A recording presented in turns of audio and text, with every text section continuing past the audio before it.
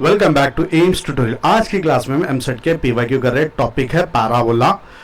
तो एमसेट में इसका वेटेज है 2 मार्क्स, मींस हर शिफ्ट से 2 क्वेश्चन आते। तो आज की क्लास में हम 2025 के 6 शिफ्ट के 12 क्वेश्चन करने वाले हैं। ओके, डिटेल में करेंगे और जहां जहां कोई स्पेशल ट्रिक यूज हो रहा तो वो यूज कर लेंगे। शायद कहीं पर भी नहीं मिलते, जाके चेक करना है तो चेक कर लो।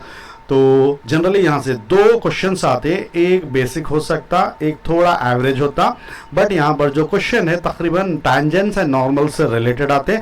तो अगर आप कितने भी टफ से टफ भी रहते, टैंजेंट्स एंड नॉर्मल्स के अगर फॉर्मुलेस पढ़ लिए तो आसानी से कर सकते। तो 2 मार्क्स वेरी वेरी इंपॉर्टेंट है।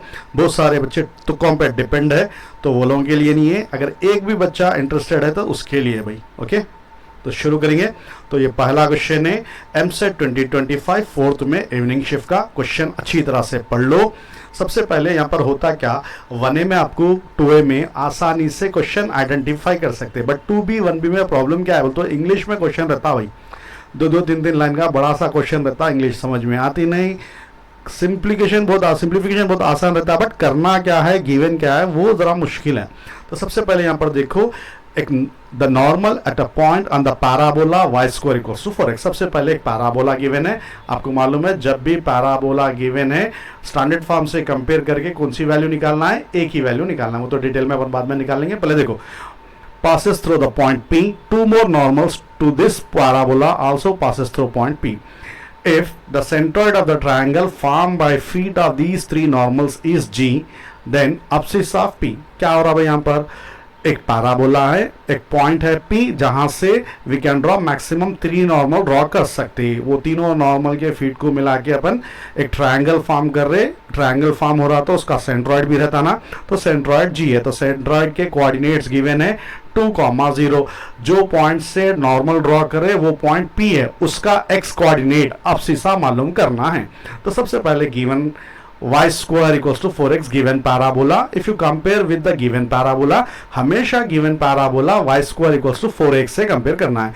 so value of 4a equals to 4 और a equals to 1। Standard form क्या है पैराबोला का, y square equals to 4x से कंपेयर करने से 4a equals to कांस्टेंट 4 है, so a equals to 1।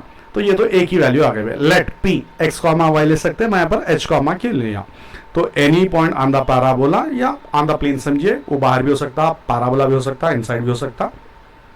Ji centroid है अल्फा बीटा 2,0, तो इस alpha equals to 2, beta equals to 0। अब सबसे काम की चीज है ये है, देखो भाई यहां पर जो है सेंट्रॉइड जी और पॉइंट P, ये दोनों के x कोऑर्डिनेट्स में रिलेशन है 3 alpha equals to 2h minus 4। अगर आपके पास अल्फा की वैल्यू है, from this one we can find out the value of h मतलब P का अब्सिसा, और जब आपके पास P का अब्सिसा है तो we can find out x coordinate of G। Okay, so relation between alpha and h is 3 alpha equals to 2h minus 4। क्या है formula, 3 alpha equals to 2h minus 4। so 3 times of alpha is 2 equals to 2h minus 4।